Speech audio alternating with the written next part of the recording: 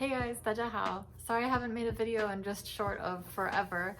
Life has been getting a little bit crazy and I've been starting with a new job with 5 preps. So if you're a teacher, then you know that that is a lot to handle. Today I want to share with you guys a Chinese dictionary app called Pleco, which I have been using since the beginning of my Chinese language learning journey. So let's just get into it. Alright, so I don't know about you guys, but when I started learning French and German, the resources that we had available to us were pretty slim. I remember having to buy a dictionary every year, especially in my college years, and maybe I can find a picture and I'll put it here, hopefully, of the gigantic dictionaries that I had to buy every single year for French and German, and I would use them extensively and look up all the words that I didn't know in articles and for homework. I mean, those things got a lot of use. But if I had a resource such as an online dictionary, that would have been a huge help. I can't imagine what a struggle it was for people learning Chinese maybe back then before they had apps like this. Maybe these apps have existed for a while, but I personally did not know about them. And so when I discovered it, I was blown away and really impressed with how easy this is and what an amazing resource this is for Chinese learners. Alright, so the first feature that I really like is that you can switch really easily between English and Chinese on the top right corner. You just click that E or the C, whichever one is popping up, to go into the mode that you want. And I really like that you can type in the pinyin on the top and then pick out the character that is correct for the one that you're looking up. Or you can also just dictate the word that you heard. For example, maybe you heard the word 睡觉, and then you can just click the microphone button, say the word the best you can, and then look it up that way. That is a super useful tool that makes it super easy for me when I hear maybe something on the TV, maybe on a TV show that I've been watching on Netflix or something, then I can just quickly look up a word by saying it out loud. Okay, so right now I'm going to show you an example of a one-character word, which is 学 or to study.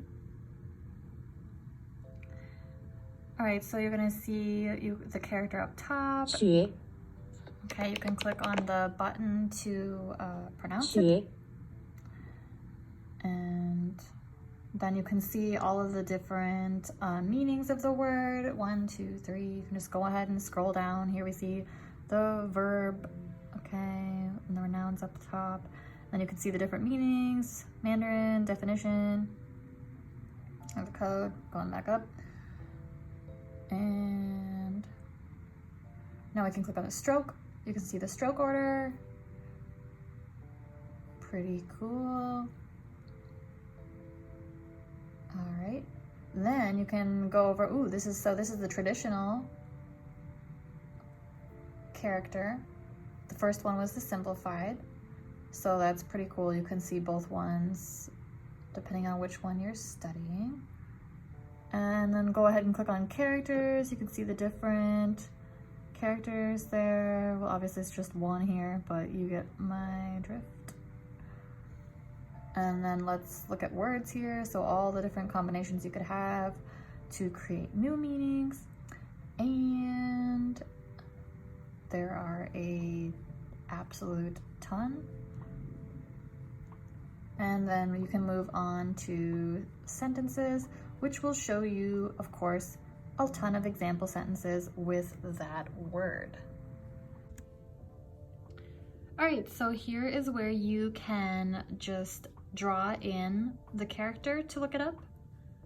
So draw and then just hit done, and there you go. Or there's also the voice option where you can click on voice and do it that way. 学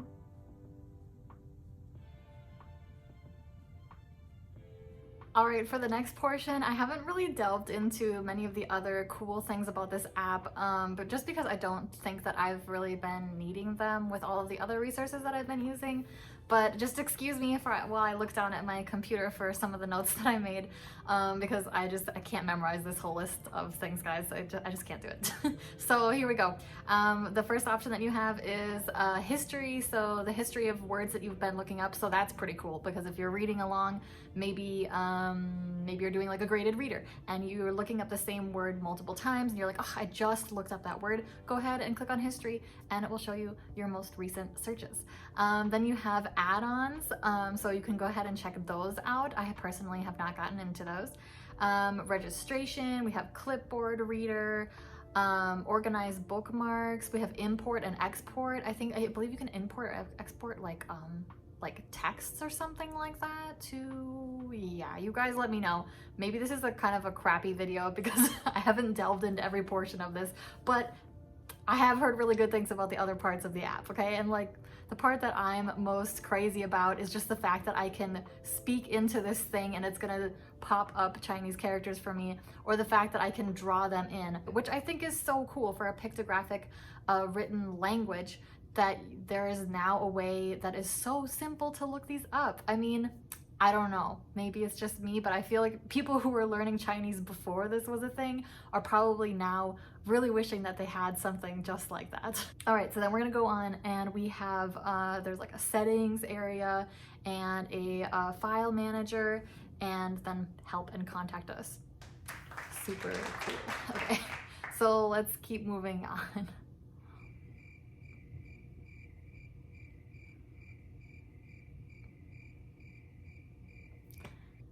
All right, so that's all I have for today. I know it was like an incredibly short video, but I just felt like I needed to talk about this app. And honestly, I haven't gone through all the sections yet, but this app is just a goldmine. Like if you guys don't have it, you have to get it. And maybe there are similar apps out there, but I don't know. I think that this one is the best. So go ahead and get Pleco if you haven't already. Even if you're a total beginner learner, I downloaded this right when I started, basically. It must have been like a week or two after I started learning Chinese, and I have been using it ever since.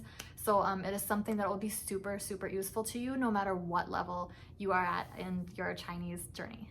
As always, I want to know what you guys think and what resources you're using. So if you're using another dictionary app, maybe tell us in the comments below.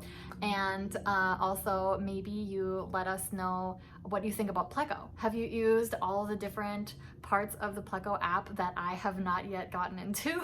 If so, tell us what you think about the different portions and how you use them. All right, that's all I've got for today. 下次见. Bye-bye. Okay, one more thing. Is it pronounced Pleco or Pleco?